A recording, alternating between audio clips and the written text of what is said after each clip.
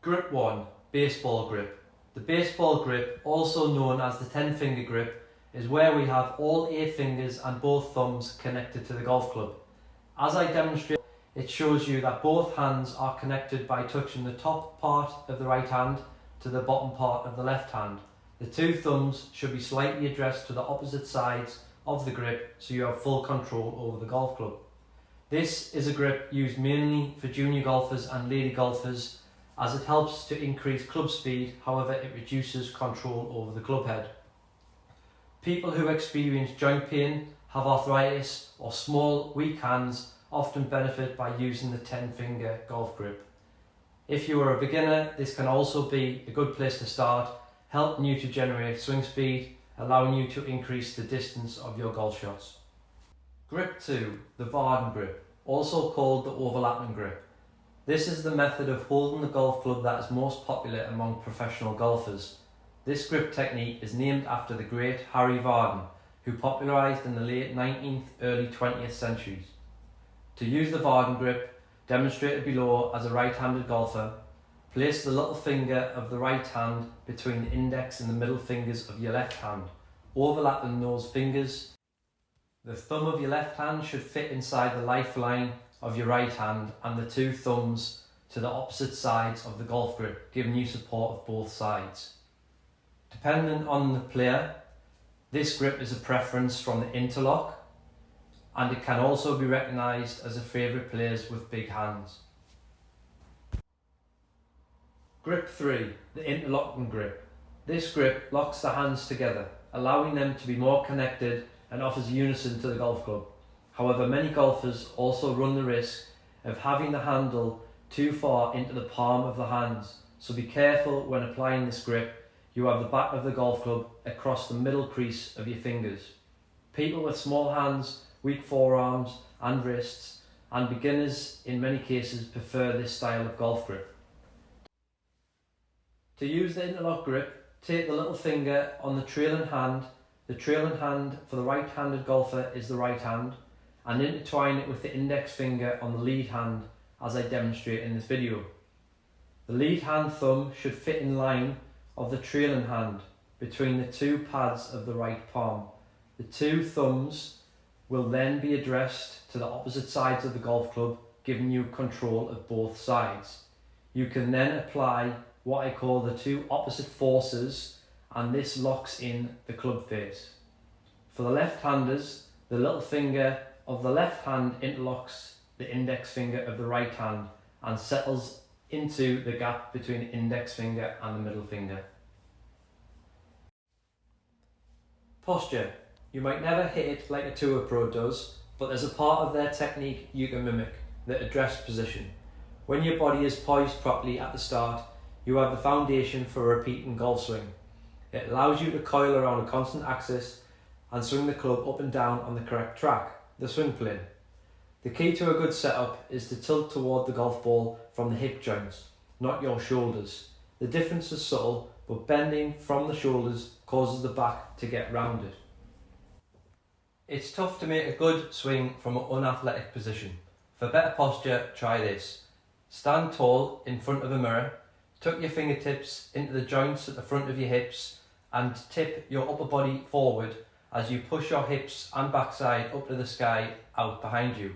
Keep your shoulder blades flat together and then add a little flex to your knees. You should feel athletic and relaxed. Arms should be hanging free in a vertical line from your shoulders. If you have the correct position, your fingertips should be able to touch the top of the kneecaps. Try to recreate this hip hinge position when you play. You'll look like a pro and hit more like one. I have found most people feel a stretch in their lower back when doing this position correctly. Stick with it as your body will build strength and support the change in posture. If the pain doesn't go, then I would advise you to seek a local professional or an osteopath. When viewed from face on, your spine in the setup position should tilt to the side, slightly away from the target. The target side, hip and the shoulders should be slightly higher than the back hip and shoulder. The entire pelvis should be set an inch or 2 towards the target. Your chin should be up and your chest out to encourage a better shoulder turn. The head should be tipped at the same angle as the spine, and your eye should focus on the inside position of the back of the ball. The stance. The feet should be shoulder width apart, outside of the shoulders to the inside of the heels for middle irons. The short iron stance will be 2 inches narrower, and the stance for the long irons and woods will be 2 inches wider, a little bit wider again for the driver. The target side foot should be flared towards the target from 20 to 30 degrees to allow the body to rotate towards the target on the downswing. The back foot should be square, 90 degrees to the target line, to slightly open to create the proper hip turn on the backswing. This would depend on your flexibility, speed and body rotation limits. Your weight distribution. Your weight should be balanced on the balls of your feet, not too far on the heels or toes. The short irons, the weight should be 60% on the target side, left foot for right-handed golfers. The middle irons should be around 50-50. I prefer 55-45. For your longest clubs, place your weight 55% on your trail foot, so your weight is slightly behind the golf ball. This will help you swing on the correct angle into the golf ball as we want to hit up on the driver. Now we look at the distance from the golf ball and the shaft lean. At address, your hands should hang just forward of your pants zipper. The hands to body distance varies depending on the club you are hitting. A good rule of thumb is a handspan's width away from your body to club. With driver and longer irons, this will be slightly increased as shown, although feeling should be the same. Due to the length of the club and therefore the lie angle of the club, this is the reason for the slight change. The position of the hands from the front view will differ dependent on the club.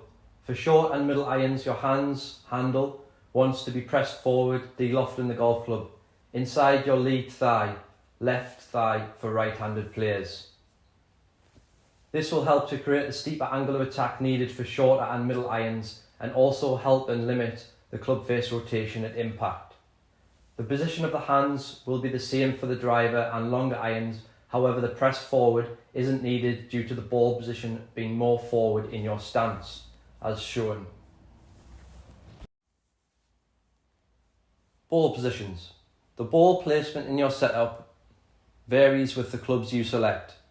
From a flat lie, play your short irons from sand wedge, pitching wedge, 9-iron through to 7-iron in the centre of your stance. These clubs have the most upright lie angles and they must be swung at the steepest angle. You should take a divot in front of the golf ball ideally. Your middle irons should be played 1 to 2 balls towards the target foot from the centre. A ball left of centre for the right-handed golfer. These clubs have a slightly flatter lie angle than your shorter irons, and therefore you should be taking a slightly shallower divot. The correct long iron ball position and fairway woods is 2 to 3 balls towards the target side from the centre. With these clubs, the ball should be struck directly at the bottom of the swing arc, taking a very little divot, still feeling that you're hitting down on the golf ball. The driver is placed the farthest forward, to the inside of your left heel, the lead foot, or inside of your left armpit for the right-handed golfer. You do this so you can strike the golf ball on the upswing, helping to create maximum distance, low spin on the golf ball. Lastly, alignment. This fundamental is the one that amateur players suffer from the most and the one that influences your ball flight and curvature the most. When you work on your aim alignment, think of a railway track. On one rail is the ball and in the distance the target. This is what we call the target line. On the other rail are your toes and body, your stance line. This, your body is aligned parallel with the target line. At address, your body, feet, knees, hips, forearms, shoulders and eyes should be positioned parallel to the target line. The optical illusion is created because the ball is on the target line and the body is not. The easiest way to conceptualize this is the image of a railway track. Don't make the mistake that countless golfers make, aiming their feet at the target. If you're aiming your feet at the target, the club face is then aligned to the right of where you want the ball to go. This type of alignment will usually sabotage the flight of your golf ball and will have you making compensations in your golf swing to get the ball back to the intended target. When practicing your alignment, use alignment sticks or golf clubs. Put down the alignment sticks, one pointing to your intended target and the second parallel to your target line. If you take a step back and look down each alignment stick, you will notice the second alignment stick will be to the left of your target for right-handers. At 100 yards, your body will approximately be aligned 3 to 5 yards left. At 150 yards, approximately 8 to 10 yards left. And 200 yards, 12 to 15 yards left. Build this into your pre-shot routine. Place your golf club down first and then your stance.